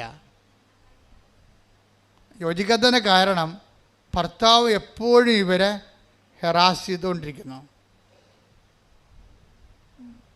അങ്ങനെ വന്ന് ഇവർ തമ്മിൽ എപ്പോഴും ഭയങ്കര വീട്ടിൽ വന്ന് കയറിയാൽ ഇവർ തമ്മിൽ ഉടക്കാണ് ഓരോ കാര്യങ്ങൾക്ക്. അപ്പം ജീവിക്കാൻ തന്നെ ഇവർക്ക് തോന്നണില്ല. അപ്പോൾ ഭർത്താവിനാണ് എപ്പോഴും വയലൻ്റ് ആകുകയും അതുപോലെ തന്നെ ഡിപ്രഷൻ സ്വഭാവം കാണിക്കുകയും ഭാര്യയുടെ കഴുത്തേക്ക് കയറുകയും കുടുംബം കുട്ടിച്ചോറാകുകയും ചെയ്യുമ്പോൾ വീട്ടുകാരും കൊണ്ട് ഭർത്താവിനെ സൈക്കാട്രിസ്റ്റിന് കൊണ്ടുപോകും. ഇപ്പോൾ ബാംഗ്ലൂരിലുള്ള നല്ല സൈക്കാട്രിയിൽ കൊണ്ടുപോകും. ഇപ്പോൾ 1 മണിക്കൂറിന് ടോക്ക് കൗൺസിലിംഗ് ആണുള്ളത്. അവിടെ സംസാരിച്ച് ഹീൽ ചെയ്യണതാണ്. 1 മണിക്കൂറിന് അപ്പോയിൻമെൻറ്റ് കിട്ടിക്കഴിഞ്ഞാൽ 2,500 രൂപയാണ്. അപ്പോൾ ഹൈപ്പർ ടെൻഷനുള്ള ഹസ്ബൻഡിനെ തെറാപ്പി ഉൾപ്പെടെ ടോക്ക് ചികിത്സ, സംസാര ചികിത്സയ്ക്ക് കൊണ്ടുപോയിട്ട് അവസാനം ഒരു 2-3 സിറ്റിംഗ് കഴിയും. അങ്ങനെ 7,500 രൂപ സൈക്കോളജിക്കൽ കൗൺസിലിങ്ങിന് വേണ്ടി ഭർത്താവിൻ്റെ മാനസിക അസുഖം മാറാൻ വേണ്ടി, ഡിപ്രഷൻ മാറാൻ വേണ്ടി കൊടുത്തിട്ടുണ്ട്. പക്ഷേ ഞങ്ങൾക്ക് മാറ്റമൊന്നുമില്ല. അവസാനം കൗൺസിലർ പറയും പ്രധാനപ്പെട്ട കാര്യം ഭാര്യയാണ്. ഓക്കെ, കാര്യം നമ്മൾ പോകണ്ടല്ലേ. ഈ ഇത്രയും ചികിത്സ കഴിഞ്ഞപ്പോൾ ഒരു സംഭവം കണ്ടുപിടിച്ച് കുടുംബത്തിലുണ്ടാകുന്ന അസമാധാനവും ഇയാളുടെ മാനസിക രോഗത്തിനെല്ലാം കാരണമാരാണ്? ഭാര്യയാണ്. ഭാര്യ വീട്ടിലില്ലേ, അവർ മിക്കവാറും ഓഫീസിലായിരിക്കും. അപ്പോൾ വീട്ടുകാരെല്ലാം കൂടി ഭാര്യയുടെ കടുത്തേക്ക് കയറി. അത് കഴിഞ്ഞപ്പോൾ ഇവർക്ക് ടെൻഷനായി. ഇവൾക്ക് ഉറക്കം പോയി കഴിഞ്ഞാൽ പിന്നെ അറിയാമല്ലോ, എല്ലാം പോവില്ല. ഇവളെയും കൊണ്ട് വേറെ സൈക്കാട്രിസ്റ്റിനടുത്ത് കാണിച്ച്. ഓരോ മനുഷ്യന്മാർ ഈ കാലത്ത് ജീവിക്കണതാണ്. വിദ്യാഭ്യാസം കൂടി കഴിഞ്ഞാൽ ഉണ്ടാകുന്ന അവസ്ഥയാണ്. ചില ആൾക്കാർക്ക് വിശ്വാസം കൂടും, ചിലർക്ക് വിദ്യാഭ്യാസം കൂടും. വിദ്യാഭ്യാസം കൂടിയവർ ആ മേഖലയിലെ ചിന്തിക്കത്തുള്ളൂ. ഇത് മാനസിക പ്രശ്നമാണ്, അതിന് സൈക്കാട്രിയിലാണ് പോകേണ്ടതെന്ന്. എൻ്റെ ദൈവമേ, സഭയുടെ ഗതികേട് ഇപ്പോൾ ഇത് തന്നെയാണ്. സഭയിലും പ്രശ്നങ്ങൾ വരുമ്പോൾ ഇതുപോലെ സഭയ്ക്ക് അഭിഷേകം കൊടുത്തിട്ടുണ്ട്. പട്ടത്തിൻ്റെ കൗൺസിലിംഗിനാണ് പരിശുദ്ധാത്മാവിൻ്റെ ഏറ്റവും വലിയ സംഭവമാണ് ഉപദേശപരം എന്ന് പറയുന്നത്. അതിന് 2,500 രൂപ ആവശ്യമില്ല, ചുമ്മാ കണ്ടാൽ മതി, വിശ്വാസം മാത്രം മതി. സഭയ്ക്ക് ആ സാധനം ചില അച്ഛന്മാർക്ക് നഷ്ടപ്പെടുകയും അവന്മാർ പോയി സൈക്കോളജി കൗൺസിലിംഗ് പഠിക്കുകയും ചെയ്യുമ്പോൾ ജനങ്ങളെ ഇപ്പോൾ ആ രീതിയിലാണ് ഉദ്ധരിക്കാൻ പോണത്. ക്രിസ്തുവിനെ കിട്ടുമോ? അവർക്ക് ഉദ്ധരിക്കാൻ പറ്റുമായിരിക്കും, അവർക്ക് ക്രിസ്തുവിനെ കിട്ടുക. സഭയ്ക്ക് അങ്ങനെ കേവല ഉദ്ധാരണത്തിനൊന്നുമല്ല സഭ ഉണ്ടാക്കിയിരിക്കുന്നത്, ക്രിസ്തുവിനെ കൊടുക്കാനാണ്. അതാണ് ഈശോ പറഞ്ഞത്, അധ്വാനിക്കുന്നവനാണ് നീ, പ്രഷർ എടുക്കുന്നവനാണ്, പക്ഷെ നീ എൻ്റെ അടുത്ത് വരണം, ഞാൻ നിന്നെ ആശ്വസിപ്പിക്കാം. കൈയടിച്ച് കർത്താവ് ഹല്ലേലൂയ. ഇപ്പോൾ എന്നാ പറ്റിയിരിക്കണേ, ഭാര്യയും ഭർത്താവും ഓരോ സൈക്കാസ്റ്റിനടുത്ത് ക്ലിനിക്കിൽ പോയിക്കൊണ്ടിരിക്കുകയാണ് കൗൺസിലിങ്ങിന് വേണ്ടി. എന്തിനാണ്? വീട്ടു പ്രശ്നത്തിന് വേണ്ടി. പക്ഷെ അവിടെ ഒന്നും താക്കോല് കിട്ടണില്ല, ഇത് തുറക്കാനുള്ള താക്കോലില്ല. കുറച്ച് കഴിഞ്ഞപ്പോൾ അവർ ബൈ ചാൻസ് ആയിട്ടൊരു ഉടമ്പടി ധ്യാനം കൂടാൻ തയ്യാറായി. ഓൺലൈനിലൊരു ഉടമ്പടി ധ്യാനം കൂടി. അപ്പോൾ അവർ പറയണത്, ഒരു ധ്യാനം കൂടിയപ്പോൾ നിവൃത്തിയിൽ കേടായി വന്നപ്പോഴാണ് ഇങ്ങനെ ഒരു, ഇത് ആരും പറഞ്ഞതല്ല, മൊബൈലേ വന്നപ്പോൾ അവർ കേട്ടതാ. കേട്ട ഉടനെ ഉടമ്പടി ധ്യാനത്തിന് അറിയാമല്ലോ, അതിൻ്റെതായിട്ടുള്ള അഭിഷേകം ഉണ്ടാകും എപ്പോഴും. ഈ അഭിഷേകത്തിൽ ഇവർ ട്രാങ്കുലിറ്റി ഫീൽ ചെയ്തു. ഇവർക്ക് ആ സാക്ഷ്യം നിങ്ങൾ ഇന്ന് കേൾക്കണം, ഇന്ന് അപ്പോൾ ചെയ്യുന്നുണ്ട്. അതായത് പെട്ടെന്ന് ഇവർ എത്രയോ ദിവസങ്ങളായി ഹൃദയത്തിൽ ഭാരവും കൊണ്ട് 5-10 ടൺ ഇങ്ങനെ ഹൃദയത്തിലിരിക്കണം, നിങ്ങുന്ന അവസ്ഥയാണ്. ഉറക്കമില്ലാതെ, സമാധാനമില്ലാതെ, ഭർത്താവും ഭാര്യയും തമ്മിൽ ധാരണയില്ലാതെ, എപ്പോഴും ഒരു വിഷയം. അപ്പോൾ ഉടനെ ഇവരെന്ത്, ഈ ഒറ്റ ധ്യാനം കൊണ്ട് ഇവർക്കൊരു അഭവമായിട്ടുള്ള ഒരു ആശ്വാസം കിട്ടും. അപ്പോൾ ഇവരതിനെ പറയണത് സാന്നിധ്യം എന്നാണ് പറയുന്നത്, സാക്ഷ്യത്തിൽ പറഞ്ഞിരിക്കണത്. എനിക്ക് ദൈവത്തിൻ്റെ ഒരു സാന്നിധ്യം എൻ്റെ മനസ്സിൽ കിട്ടി ആ ധ്യാനം കൂടിയപ്പോൾ. അപ്പോഴാ ധ്യാനത്തിൽ എന്നിട്ട് അപ്പോഴെനിക്ക് മതി, ഇറ്റ്സ് ഓക്കെ, ഇത് മതിയല്ലോ എന്ന് വിചാരിച്ചുകൊണ്ട് ഇവൾ ധ്യാനങ്ങളൊക്കെ കൂടി. അപ്പോൾ എൻ്റെ ധ്യാനം കൂടി, വിജയകുമാർ സാറിൻ്റെ ധ്യാനം കൂടി. അങ്ങനെ അവരിതിൻ്റെ അകത്ത്, അപ്പോൾ ഇവൾ പറഞ്ഞ്, പക്ഷെ 3 ദിവസം കഴിഞ്ഞപ്പോൾ,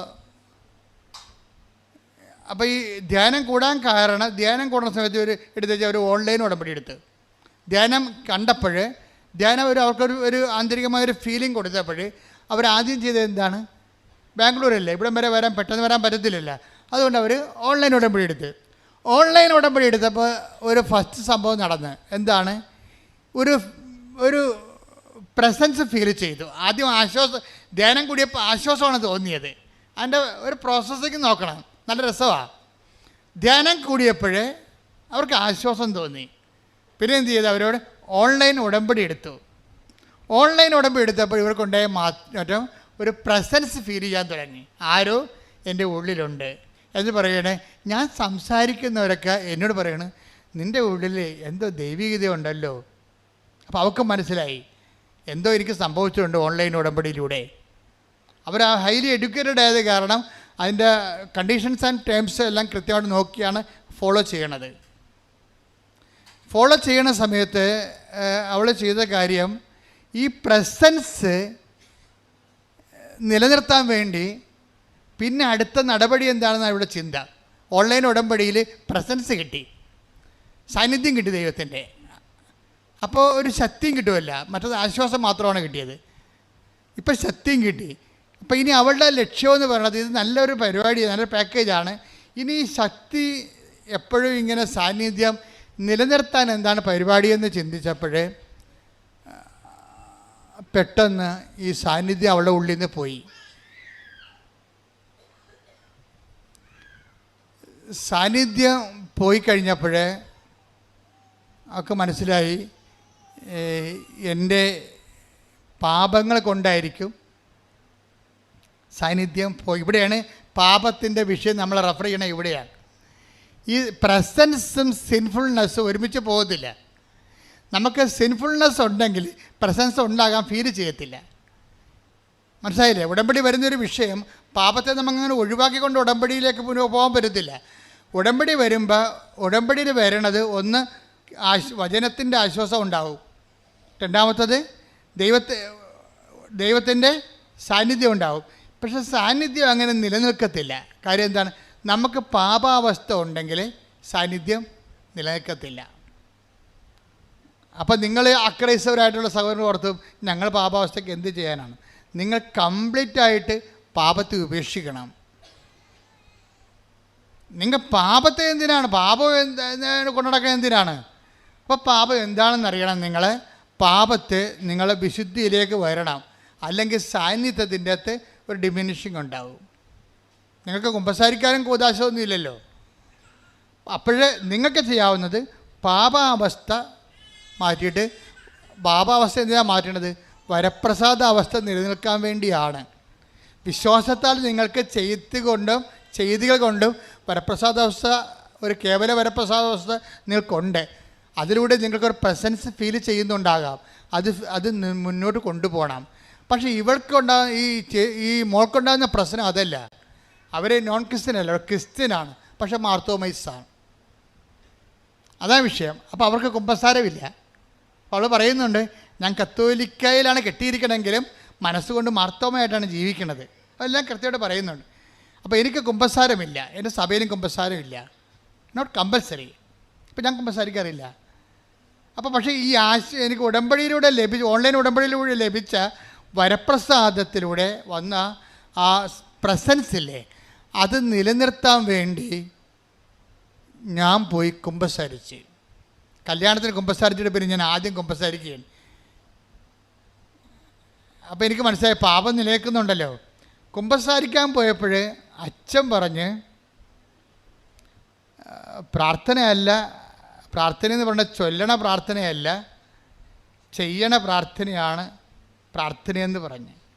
അതവൾ ഓർത്തിരുന്നു. അപ്പോഴവൾ വിചാരിച്ച് ചെല്ലണ പ്രാർത്ഥന, ഇപ്പോൾ എൻ്റെ പിഴ എൻ്റെ വലിയ പിഴ എന്നൊക്കെ പറഞ്ഞ് മനസ്സാപ്പറയണമൊക്കെ നമ്മൾ ചെല്ലിയിട്ട് നമ്മൾ സ്വർഗസ്ഥനായ പിതാവ് എന്ന് പറഞ്ഞ പറയുക എന്നൊക്കെ ചെല്ലിയിട്ട് പ്രായച്ചിത്വം ചെല്ലും. അപ്പം അച്ഛൻ പറഞ്ഞ് അതുകൊണ്ട് ഈ തീ കൊണ്ട് ഈ ചേന വേഗത്തില്ല എന്ന് പറഞ്ഞു. പിന്നെ എന്ത് ചെയ്യണമെന്ന് പറഞ്ഞു. അപ്പോൾ ഇവൾ പുറത്തിറങ്ങിയിട്ട് ഞാൻ എന്താ ചെയ്യേണ്ടത്? അപ്പോൾ കുറേ ആൾക്കാർക്ക് പണ്ട് എന്തോ എഡ്യൂക്കേഷൻ സെൻറ്റർ നടത്തിയിരുന്ന ആളാണ്. അപ്പോൾ അവരെല്ലാം പരീക്ഷയ്ക്ക് പൈസ അടച്ചിട്ടുണ്ട്, പഠനത്തിന് പൈസ അടച്ചിട്ടുണ്ട്, പലർക്കും പൈസ തിരിച്ചു കൊടുത്തിട്ടില്ല. ഇവർക്കിപ്പോൾ നല്ല നിലയാണ്, ശമ്പളമൊക്കെ ആവശ്യത്തിനുണ്ട്, പക്ഷേ പഴയ കടക്കാർക്ക് പൈസ കൊടുത്തിട്ടില്ല. അപ്പോൾ കടങ്ങൾ കിടക്കുന്നിടത്തോളം കാലം, പാപങ്ങൾ കിടക്കുന്നിടത്തോളം കാലം വരപ്രസാദം ഫീൽ ചെയ്യാതെ വരും. ഇത് നിങ്ങൾ ഉടമ്പടിക്കാർ എല്ലാവരും കേൾക്കേണ്ട ധ്യാനമാണിത്.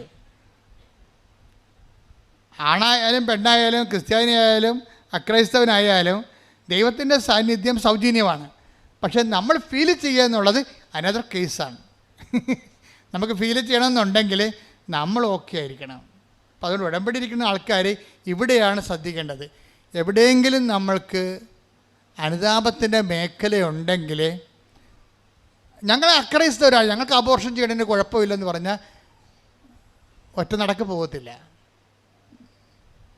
ദൈവപ്രസാദത്തിന് വേണ്ടി ദൈവം കൽപ്പിച്ചിരിക്കുന്ന പ്രമാണങ്ങൾ ഇവിടെയാണ് ശക്തമാകണത്. എന്താണ്? കൊല്ലരുത്. ക്രിസ്തുവിന് വരപ്രസാദം നിങ്ങൾക്ക് വേണമെന്നുണ്ടെങ്കിൽ അവൻ പറയണ പോലെ നിങ്ങൾ ചെയ്യണം. അല്ലാതെ നിങ്ങൾക്ക് തോന്നിയ പോലെ ജീവിച്ചിട്ട് ക്രിസ്തുവിൻ്റെ വരപ്രസാദം നിങ്ങൾ ഉടമ്പടി എടുത്തിട്ടുണ്ടെന്ന് പറഞ്ഞിട്ട് മസിൽ പെരുപ്പിച്ച് നടന്നിട്ട് കഥയില്ല. പ്രാർത്ഥിക്കുക, കർത്താവായ ദൈവമേ, ഉടമ്പടിയിൽ ലഭിക്കുന്ന വരപ്രസാദത്തിന് അന്വേഷണീയമായ ആത്മാവ് നിങ്ങൾക്ക് തരുന്ന ഉത്തരവുണ്ട്. നീ കൃപയെ ഫോക്കസ് ചെയ്യുക.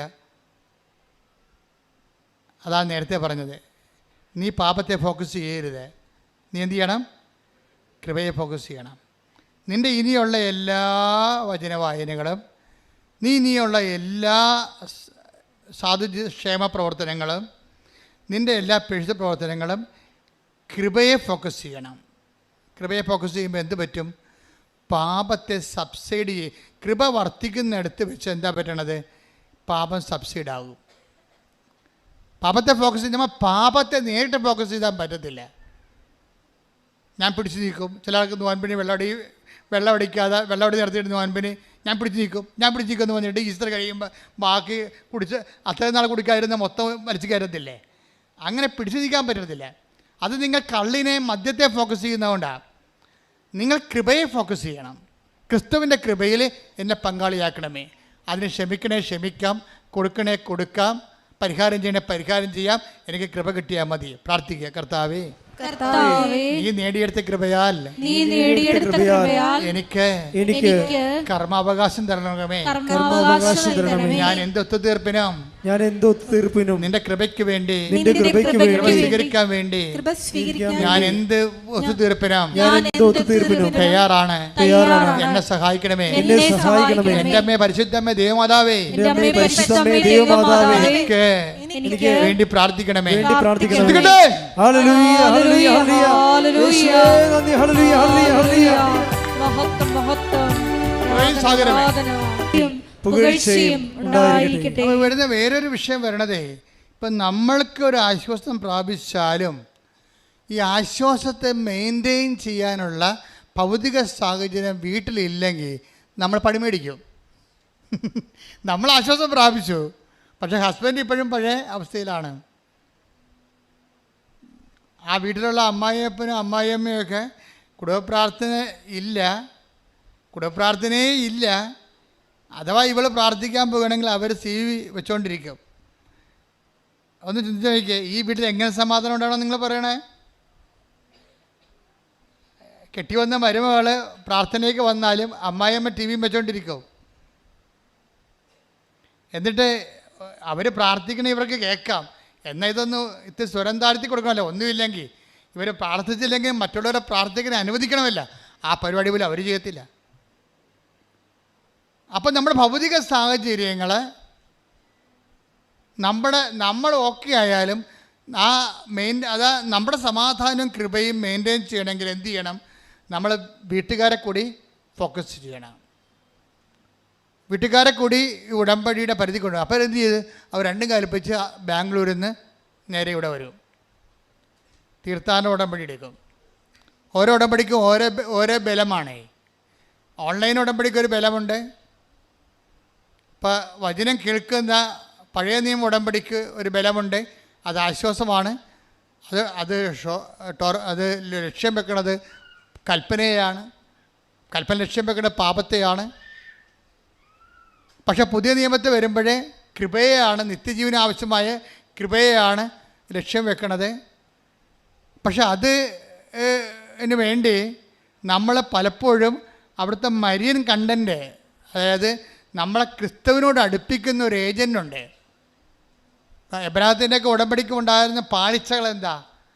എബ്രാഹത്തിനോട് ദൈവം പറഞ്ഞതല്ലേ, അടുത്ത കൊല്ലം അടുത്ത വസന്തത്തിൽ കടന്നു പോകുമ്പോൾ നിനക്ക് കുഞ്ഞുണ്ടാകുമെന്ന്. ആ വസന്തമെന്നേ പറഞ്ഞോളൂ. ഏത് വർഷത്തെ വസന്തമെന്ന് പറഞ്ഞില്ല. ദൈവത്തിൻ്റെ വാഗ്ദാനത്തിൻ്റെ സവിശേഷത നമുക്കൊരു പരീക്ഷണം ഇട്ടിട്ടാണ് ദൈവം ചെയ്യത്തുള്ളൂ. എല്ലാ ഉടമ്പടികൾക്കും പരീക്ഷണം ഉണ്ടാകും. ഇപ്പോൾ ഈ ദീപ്തി എന്ന് പറഞ്ഞ സഹോദരി ഇവിടെ നിന്ന് ഉടമ്പടി എടുത്തതിന് ശേഷം, ഈ തീർത്ഥാടന ഉടമ്പടി എടുത്തതിന് ശേഷം അവർ വീട്ടിൽ ചെല്ലുമ്പോൾ അവർ ഓക്കെയാണ്. പക്ഷേ സാഹചര്യങ്ങളെ കുറച്ചുകൂടി മൂർച്ഛിക്കും. അതാണ് വിജയകുമാരൻ്റെ ധ്യാനത്തിൻ്റെ ഒരു പ്രത്യേകത. കാര്യം വിജയകുമാറിനെ ഞാൻ പരിചയപ്പെട്ട കാലം മുതൽ ആ മനുഷ്യൻ പ്രഷറിലാണ്. എപ്പോൾ എൻ്റെ ഇടയ്ക്ക് നിന്ന് പ്രാർത്ഥിച്ച് പോകുന്ന പിറ്റേ ദിവസം എന്തെങ്കിലും പ്രശ്നം ഉണ്ടാവും. തിരിച്ചു വിളിക്കും. എന്നിട്ട് പുള്ളി പറഞ്ഞ വാക്ക്, the problems are in queue, why എന്നൊക്കെ ചോദിക്കും എന്നോട്. പ്രശ്നങ്ങൾ മുമ്പത്തേക്കാളും ക്യൂവിലാണ്, 1 by 1 ആയിട്ട് വന്നുകൊണ്ടിരിക്കുകയാണ്. വൈ എന്ന് ചോദിക്കും. അപ്പം ഞാൻ നിങ്ങളെ ഉറച്ചു നിൽക്കാൻ പറയും. എന്താ കാര്യം? ഉറച്ചു നിൽക്കുക എന്നുള്ളത്, ഉറച്ചു നിൽക്കുന്നവനെ ദൈവം കൃപ കൊടുക്കത്തുള്ളൂ. ആടിക്കളിക്കണവന് കൃപ കൊടുക്കത്തില്ല. ഉറച്ചു നിന്ന് take the word of God. ശ്രുതികട ഹല്ലേലൂയ ഹല്ലേലൂയ ഹല്ലേലൂയ ഹല്ലേലൂയ. യേശുവേ നന്ദി. ഹല്ലേലൂയ ഹല്ലേലൂയ ഹല്ലേലൂയ ഹല്ലേലൂയ ഹല്ലേലൂയ ഹല്ലേലൂയ. യേശുവേ സ്തുതി. ഹല്ലേലൂയ ഹല്ലേലൂയ ഹല്ലേലൂയ ഹല്ലേലൂയ ഹല്ലേലൂയ. ലൂക്ക 21:19. പീഡനത്തിലും ഉറച്ചു നിൽക്കുന്നതിലൂടെ നിങ്ങളുടെ ജീവനെ നിങ്ങൾ നേടും. ഒന്നിനു വായിച്ചേ. പീഡനത്തിലും 21:19. പീഡനത്തിലും ഉറച്ചു നിൽക്കുന്നതിലൂടെ പീഡനത്തിലും ഉറച്ചു നിൽക്കുന്നതിലൂടെ നിങ്ങളുടെ ജീവനെ നിങ്ങൾ നേടും. അപ്പം അതുപോലെ തന്നെ നീ വിശ്വാസത്തിൽ ഉറച്ചു നിന്ന് നിന്റെ സഹോദരങ്ങളെ ശക്തിപ്പെടുത്താൻ പറയും. Take the word of God. ലൂക്ക 22:22 പോകുമ്പോൾ ശ്രുതികട ഹല്ലേലൂയ ഹല്ലേലൂയ ഹല്ലേലൂയ. ശമയോനെ സാത്താൻ നിന്നെ ശ്രുതികടാലേ. ഹല്ലേലൂയ ഹല്ലേലൂയ ഹല്ലേലൂയ ഹല്ലേലൂയ യേശുവേ സ്തുതി ഹല്ലേലൂയ ഹല്ലേലൂയ ഹല്ലേലൂയ ഹല്ലേലൂയ ഹല്ലേലൂയ യേശുവേ ആരാധന ആരാധന ഹല്ലേലൂയ. ശമയോൻ ഇതാ സാത്താൻ നിങ്ങളെ ഗോതമ്പ് പോലെ പാറ്റാൻ ഉദ്യമിച്ചു. അപ്പൊ തിന്മയുടെ ഒരു ഉദ്യമം എപ്പോഴും ഉണ്ടാകും, ഓർത്തേക്കണത്. എന്നാൽ നിന്റെ വിശ്വാസം ക്ഷയിക്കാതിരിക്കാൻ ഞാൻ നിനക്ക് വേണ്ടി പ്രാർത്ഥിച്ചു. നീ തിരിച്ചു വന്ന് നിന്റെ സഹോദരരെ ശക്തിപ്പെടുത്തണം. അപ്പൊ തിരിച്ചു വരിക, വിശ്വാസത്തിൽ ഉറച്ചു നീക്കുക, ഇതെല്ലാം സൈഡ് ഇഫക്റ്റാണ്. പക്ഷെ എന്തിനാണ് ഉദ്ദേശിക്കുന്നത്? മറ്റുള്ളവരെയാണ് ഉദ്ദേശിക്കുന്നത്. നിന്നെ ഉറപ്പിച്ച് നിർത്തുക, നിന്നെ ഇങ്ങനെ ആട്ടിയാണിത് ഉറപ്പിക്കണത്. നിന്നെ പ്രലോഭനങ്ങൾ നൽകിക്കൊണ്ട് ആട്ടി നിന്നെ ഉറപ്പിക്കും. എന്തിനാണ് ഉറപ്പിക്കണത്? നിങ്ങൾക്ക് പ്രലോഭനങ്ങൾ ശക്തിപ്പെട്ട് കഴിയുമ്പോൾ നിങ്ങൾ പീഡിതരാണെങ്കിൽ അപ്പം തന്നെ ബൈബിൾ ഇക്കോണമി അനുസരിച്ച് നിങ്ങൾ മറ്റുള്ളവരെ ഫോക്കസ് ചെയ്യണം. എന്താണ്? നിങ്ങളെ ഫോക്കസ് ചെയ്യരുത്. എന്താ ചെയ്യേണ്ടത്? മറ്റുള്ളവരെ, നിങ്ങൾക്കറിയാവുന്നവരെ, ഭർത്താവ്, ഭാര്യ, മക്കൾ, അവർ വിശ്വാസം തകർന്ന ആൾക്കാരെല്ലാം അവരുടെ വിശ്വാസം ഉറക്കാൻ വേണ്ടി പ്രാർത്ഥിക്കണം. നിങ്ങൾ ചെയ്യണം എന്താണെന്ന് അറിയാമോ? അവർക്ക് ജോലി കിട്ടാൻ വേണ്ടി പ്രാർത്ഥിക്കും, അവർക്ക് PR കിട്ടാൻ വേണ്ടി പ്രാർത്ഥിക്കും. അവിടെയാണ് ഉടമ്പടി അബോർഷൻ സംഭവിക്കുന്നത്. ദൈവത്തിന് പ്രയോജനമില്ലല്ലോ. ദൈവത്തിന് പ്രയോജനമുള്ള ഫോർമാറ്റിൽ കൊണ്ടുവരണം. നിങ്ങൾ എന്ത് ചെയ്യും? നിങ്ങൾ പ്രാർത്ഥിക്കും മറ്റുള്ളവർക്ക് വേണ്ടി. എന്ത് പ്രാർത്ഥിക്കും? എന്താ പ്രാർത്ഥിക്കണത്? ഇപ്പം കഴിഞ്ഞ ദിവസം ഒരു സാക്ഷ്യം ഉണ്ടായി. ഒരമ്മ സാക്ഷ്യം പറഞ്ഞതാണ്, ഞാൻ കൃപാസനം മാതാവിനെ വെറുത്തു. മാതാവേ, അതോടുകൂടി അരിമുട്ടിപ്പോയി. അവരെന്താ പറഞ്ഞത്? അവരുടെ ആദ്യത്തെ കാര്യങ്ങളൊന്നും സാധിച്ചില്ലെന്നാണ് പറയണത്. അത് കാരണം ഞാൻ ഇതിലേ കൂടി ഹരിപ്പാട് ഓഫീസിൽ പോകുമ്പോൾ ഇങ്ങോട്ട് തിരിഞ്ഞു പോലും നോക്കത്തില്ലെന്ന് പറഞ്ഞു. അപ്പോൾ ഇവൾ തിരിഞ്ഞു നോക്കത്തില്ല എന്നുണ്ടെങ്കിൽ, നക്കാപ്പിച്ച കൊടുത്തില്ലെന്നെങ്കിലും ദൈവത്തിൽ നിന്ന് പോകുന്ന ദൈവത്തിന് അറിയാം ഈ സാധനത്തിനാണ്. അതാണ് വിഷയം. അത് നിങ്ങൾ മനസ്സിലാക്കണം. നിങ്ങളുടെ കാര്യങ്ങൾ നിങ്ങൾ വിചാരിക്കുന്ന സമയം നടത്തിയില്ലെങ്കിൽ നിങ്ങൾക്ക് ദൈവത്തിന് നിങ്ങൾ ഉപേക്ഷിക്കുമെന്ന് നിങ്ങൾ ഉടമ്പടി ചെയ്യുമ്പോൾ തന്നെ ദൈവത്തിന് അറിയാം. അപ്പോൾ പിന്നെ എങ്ങനെയാണ് ഉടമ്പടി വർക്കൗട്ട് ചെയ്യണത്? കാര്യം നിങ്ങളെ ദൈവത്തിന് അറിയാം. അപ്പം നിങ്ങളുടെ ദൈവം ആരാണ്? നിങ്ങളുടെ നിയോഗമാണ് ദൈവമല്ല. നിങ്ങളെന്താ പറയേണ്ടത്? ഈ നിയോഗം നടക്കാതിരിക്കുകയോ? നടന്നില്ലേലും നീ തന്നെയായിരിക്കും എൻ്റെ ദൈവം. അതാണ് ഉടമ്പടി. കൈയടിച്ച് ശ്രുതികളെ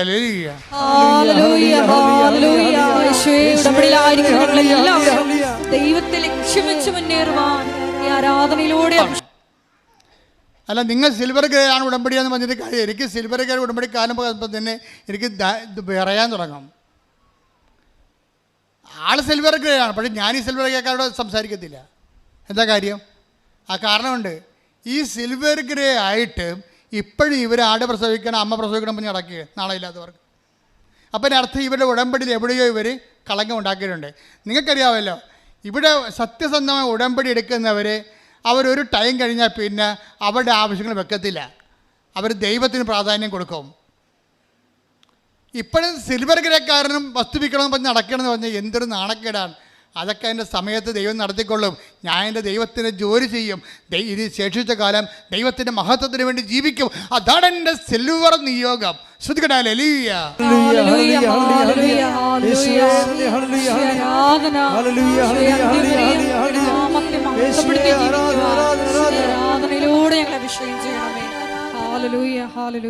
സിൽവർ ഗ്രേ എന്ന് പറയുമ്പോൾ നിങ്ങൾക്കറിയാവില്ല, നമുക്ക് കൈ കഴുകി തൊടേണ്ട ആൾക്കാരാണെന്നാണ് ഞാൻ ഉദ്ദേശിച്ചിരിക്കുന്നത്. അല്ല, ഇപ്പോഴും നാട്ടിൽ സ്ഥലം മേടിക്കണം, ജെട്ട് നടപടിയാണെന്ന് പറഞ്ഞ് മുങ്ങിക്കൊണ്ട് നടക്കുന്ന ആൾക്കാരല്ല.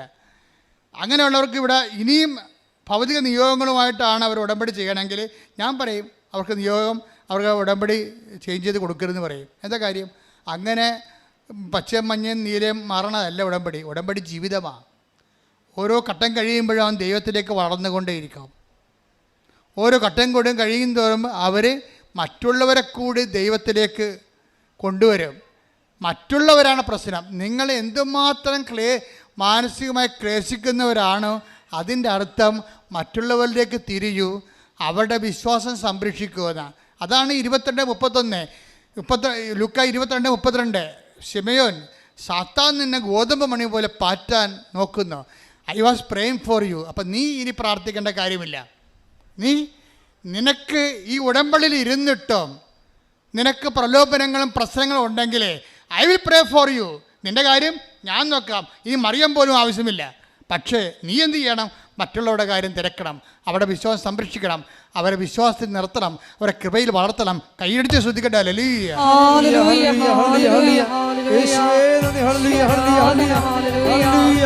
പ്രിയപ്പെട്ടവരെ, ഇപ്പം കാര്യങ്ങൾ ഏറെക്കുറെ ധാരണ എത്തിയില്ലേ? അപ്പോൾ ഈ മകൾ വന്ന് തീർത്ഥാടന ഉടമ്പടി ചെയ്തിട്ട് തിരിച്ചു പോകും. തിരിച്ചു പോകുമ്പോൾ വീണ്ടും കുടുംബത്തിൻ്റെ ഭാഗത്തുനിന്നും ഭർത്താവിൻ്റെ ഭാഗത്തുനിന്നും ഭൗതിക സാഹചര്യം മാറിയിട്ടില്ലല്ലോ. അത് വീണ്ടും മോശമാകും, വളരെ മോശമാകും. അപ്പം മോശമാകുമ്പോഴേ ഇവളെ പിടിച്ചു നിർത്തണ വിജയകുമാർ സാറിൻ്റെ ധ്യാനമാണ്. സാറെന്താ പറഞ്ഞിരിക്കണത്? നിങ്ങൾക്ക് ഉടമ്പടി എടുത്താൽ ഓർക്കുക, അടുത്ത കുറച്ച് ദിവസത്തേക്ക് പുതിയ പ്രശ്നങ്ങളുണ്ടാകും. അത് നിങ്ങളെ അതുകൊണ്ട് അവളെ പിടിച്ചു ചെയ്യുന്നു. ഉടനെ അവൾ പിടിച്ചു ചെയ്യുന്നു. വീട്ടിലെ പ്രശ്നങ്ങൾ മുമ്പത്തെ രൂക്ഷമാണ്. ഭർത്താവിന് മാറിയിട്ടില്ല, ഭർത്താവിൻ്റെ അമ്മ മാറിയിട്ടില്ല, കുടുംബം മാറിയിട്ടില്ല.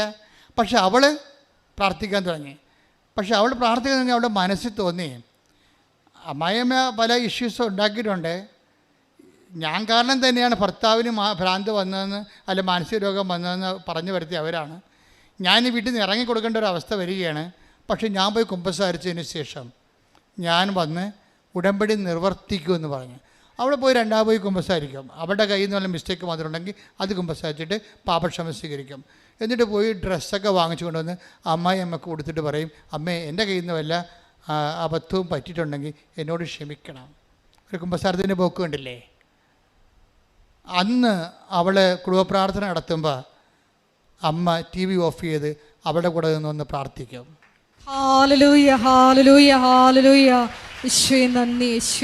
പിന്നെ അവൾ പറയും, എൻ്റെ കുഞ്ഞിൻ്റെ കൂടെ ബർത്ത്ഡേക്ക്, എൻ്റെ കുഞ്ഞിന് 4 വയസ്സുണ്ട്, എൻ്റെ കുഞ്ഞിൻ്റെ കൂടെ ബർത്ത്ഡേക്ക് ഒരിക്കലും എനിക്ക് കുഞ്ഞിനെ ഒന്ന് പള്ളിയിൽ കൊണ്ടുപോകാൻ തോന്നിയിട്ടുണ്ട്, പക്ഷെ എനിക്ക് പറ്റിയിട്ടില്ല. ഭർത്താവ് കുഞ്ഞിനോട് ഭയങ്കര പൊസസീവാണ്. നീ പോ അവനെ കൊണ്ടുപോകണ്ടെന്ന് പറയും. പക്ഷെ ഞാൻ കുമ്പസാരിച്ച് വന്നു കഴിഞ്ഞപ്പോൾ അവൻ്റെ ബർത്ത്ഡേ ആയി. അപ്പോൾ അവൻ്റെ അമ്മ കിടക്കുമ്പോഴും ഭർത്താവ് കുഞ്ഞിനെ സൂക്ഷിക്കുന്നുണ്ട്. അപ്പോൾ കുഞ്ഞിനെ അവളെ എടുത്തിട്ട് പറഞ്ഞ്, ഇന്ന് ബർത്ത്ഡേ ആണ്, പള്ളി കൊണ്ടുപോട്ടെ എന്ന്. അയാൾ ഒന്നും മിണ്ടിയില്ല. ഞാൻ കുഞ്ഞിനെ പള്ളി കൊണ്ടുപോകുന്നു. എന്നിട്ട് കാറിൽ കൊണ്ടുവന്ന് ഞാൻ ഡ്രൈവ് ചെയ്ത് കുഞ്ഞിനെ കുർബാന കൊണ്ടുവന്ന് കുർബാന കഴിഞ്ഞപ്പോൾ എന്നെ ഓർത്ത്, എൻ്റെ ജീവിതത്തിൽ എൻ്റെ കുഞ്ഞിനെ ഞാൻ കൊടുത്ത ഏറ്റവും വലിയ ബർത്ത്ഡേ ഗിഫ്റ്റാണ് ഈശോനെ കാണിച്ചതെന്ന്. ഉടമ്പടി ഒരു സ്വർഗയാത്രയാണ്. ശരിക്കും പറഞ്ഞാൽ സന്തോഷത്തിൻ്റെയും കൃപയുടെയും സ്വർഗയാത്ര. നിങ്ങൾക്കത് അവകാശമാകട്ടെ എന്ന് പ്രാർത്ഥിക്കുന്നു. ശ്രുതികട ഹല്ലേലൂയ.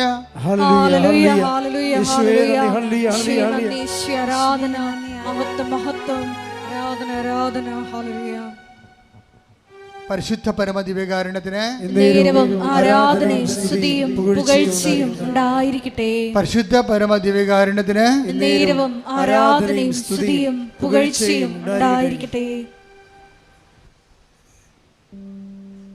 മക്കളെ, രോഗസൗഖ്യ പ്രാർത്ഥന സമയമാണ്.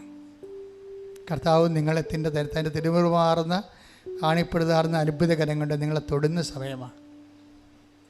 നിങ്ങൾക്ക് സ്നേഹവും വിശ്വാസവും ഉണ്ടായിരിക്കട്ടെ. പരിശുദ്ധമ്മ നിങ്ങൾക്ക് വേണ്ടി തീവ്രമായ രീതിയിൽ മാധ്യസ്ഥം വഹിക്കുന്ന സമയമാണ്. ഹൃദയത്തിലെ ദൈവസ്നേഹം നിറഞ്ഞുകൊണ്ട് സ്തുതിക്കട്ടെ. ഹല്ലേലൂയ, ഹല്ലേലൂയ, ഹല്ലേലൂയ, ഹല്ലേലൂയ. മഹത്വം, മഹത്വം, ആരാധന, ആരാധന. ഹല്ലേലൂയ, ഹല്ലേലൂയ. ഈശോവേ നന്ദി, ഈശോ ആരാധന. ഹല്ലേലൂയ, ഹല്ലേലൂയ. മഹത്വം, മഹത്വം. അച്ഛൻ പ്രാർത്ഥിക്കുമ്പോൾ നിങ്ങൾ തീവ്രമായിട്ട് ശ്രദ്ധിച്ചുകൊണ്ടിരിക്കണം. ഞാൻ എല്ലാ വിഷയങ്ങളെയും സംബന്ധിച്ച് പ്രാർത്ഥിക്കും. രോഗങ്ങൾ, ഇവിടെ ഉള്ളവർ, ആശുപത്രി കിടക്കുന്നവർ, നിങ്ങളുടെ ബന്ധുക്കൾ, സ്വന്തപ്പെട്ടവർ, നിങ്ങളുടെ പ്രാർത്ഥനാ സഹായം ആവശ്യപ്പെട്ടവർ, എല്ലാവരെയും കർത്താവ് തൊടുന്ന സമയമാണ്. അത് കാലാകാലങ്ങളോടും ആരെല്ലാം എപ്പോഴെല്ലാം എന്നെല്ലാം ഈ ധ്യാനം കൂടുന്നുവോ അപ്പോഴെല്ലാം ഉടമ്പടി ധ്യാനത്തിലൂടെ ആരാധനയുടെ ദൈവം ഈ നിയോഗങ്ങളുടെ മേൽ, ആ ധ്യാനം കൂടുന്ന ഓരോരുത്തരും നിയോഗങ്ങളുടെ മേലെ കർത്താവിൻ്റെ കരുണ ചൊരിയും. ശ്രുതിക്കട്ടെ. ഹല്ലേലൂയ, ഹല്ലേലൂയ, ഹല്ലേലൂയ. മഹത്വം, മഹത്വം, ആരാധന ആരാധന ഹല്ലേലൂയ. യേശുവേ നന്ദി, യേശുവേ ആരാധന. ഹല്ലേലൂയ ഹല്ലേലൂയ. മഹത്വം മഹത്വം. ആരാധന ആരാധന. ഹല്ലേലൂയ ഹല്ലേലൂയ. സ്തുതിക്കട്ടെ ഭാഷാപരത്തോടെ. കർത്താവേ, നിന്റെ ഉന്നതമായ നാമത്തിന് സ്തോത്രം ചെയ്യണം. കർത്താവേ, നിന്റെ വിശുദ്ധ പൗരോഹിത്യത്തെ മഹത്വപ്പെടുത്തണമേ. കർത്താവേ, സഭയിലുള്ള സാന്നിധ്യം പ്രകടമാക്കണമേ. 38 വർഷം ഞാൻ അർപ്പിച്ച കൃപാന്റെ യോഗ്യതയാൽ കൃപാസ അൾത്താറെ ജീവനോടെ പ്രത്യക്ഷപ്പെട്ട പരിശുദ്ധ അമ്മയുടെ മാധ്യസ്ഥത്താൽ കർത്താവേ, നിന്റെ തിരുമുറുപാർന്ന് വലതുകരത്താൽ ആണിപ്പെടുത്താർന്ന് അത്ഭുതകരത്താൽ ഓരോ മകനെയും മകളെയും സ്പർശിക്കണമേ. ഉച്ച മുതൽ ഉള്ളങ്കാല് വരെ കർത്താവ് രക്തം പടരട്ടെ.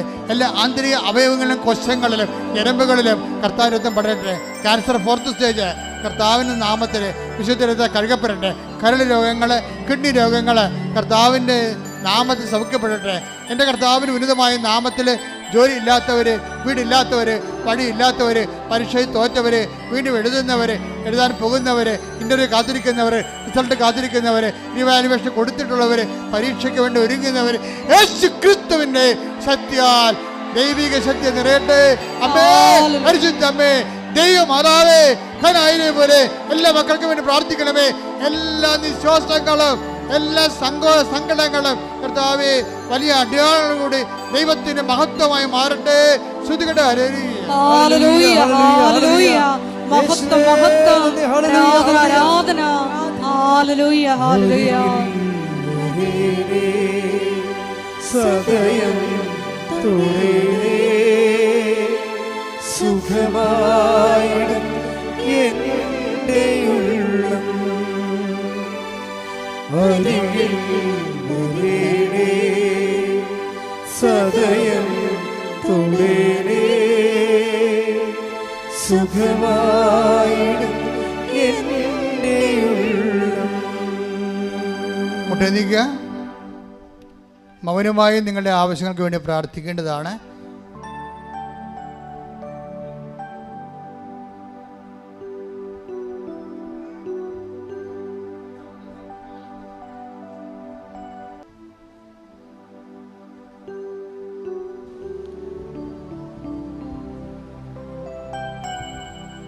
ഒരിക്കൽ കൂടി മരിയൻ ഉടമ്പടിയിൽ സമർപ്പിച്ചിരിക്കുന്ന എല്ലാ വിഷയങ്ങളും ദൈവമാതാവിൻ്റെ മധ്യസ്ഥതയിൽ ദിവ്യകാരുണ്യ സന്നിധിയിൽ സമർപ്പിച്ച് മൗനമായിട്ട് പ്രാർത്ഥിക്കാം.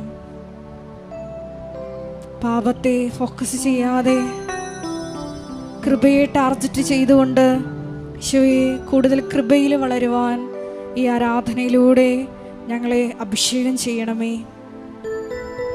പരീക്ഷണഘട്ടങ്ങളിൽ വചനത്തെ മുറുകെ പിടിച്ചുകൊണ്ട് മുന്നേറി തിരിച്ചു വന്ന് ഞങ്ങളുടെ സഹോദരരെ വിശ്വാസത്തിൽ ശക്തിപ്പെടുത്തുവാൻ ഈ ആരാധനയിലൂടെ ഞങ്ങളെ തിരഞ്ഞെടുത്ത് അഭിഷേകം ചെയ്യണമേ എന്ന് പ്രാർത്ഥിച്ചുകൊണ്ട് ശിരസ് നമിച്ച് നമുക്ക് ദിവ്യകാരുണ്യനാഥൻ്റെ ആശീർവാദം സ്വീകരിക്കാം.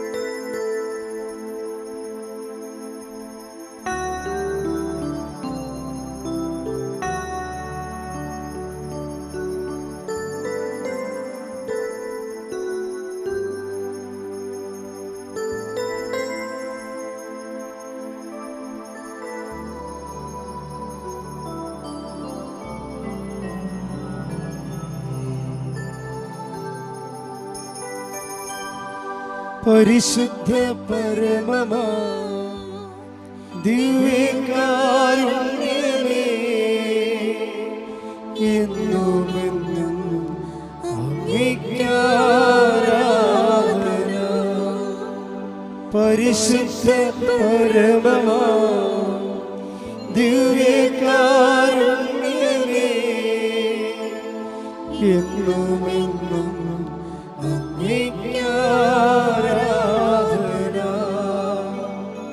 പരിശുദ്ധ പരമമാ ദിവ്യ